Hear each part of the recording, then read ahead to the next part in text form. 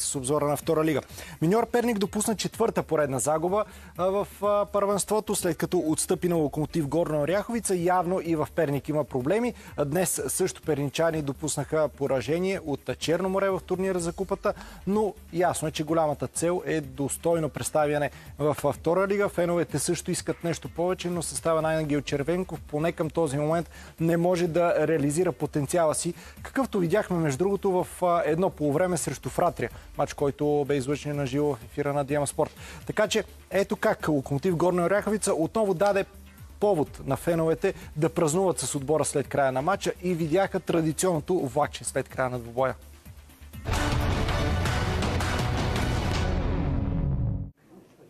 Горнооряховският Локомотив прие Миньор Перник в среща от 13-я кръг в първенството на втора лига, като и двата тима играха пред футболна атмосфера, осигурена от техните колоритни привърженици.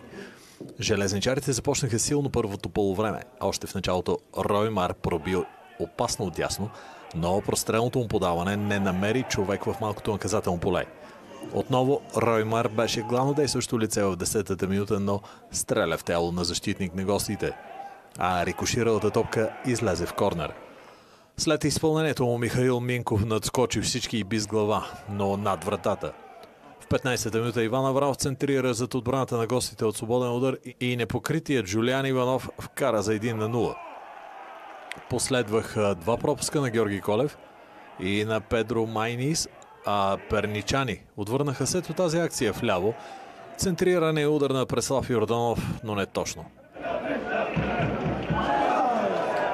А в последната минута на първата част Иван Аврамов стреля по тревата от 20 на метра и изпрати топката в долния десен ъгъл на вратата за второ попадение, което подейства психологически добре на домакините преди почивката. 2-0 за Локомотив. Втората част тръгна с удар от движение на Панайот Пасков в аут. Последва бърза контра за гостите и опит за ефектно изпълнение на Александър Михов, което също не намери целта. Така дойде 58-та минута, в която Преслав Йорданов овладя топката, завъртя се и би под гредата ефектно за 2-1.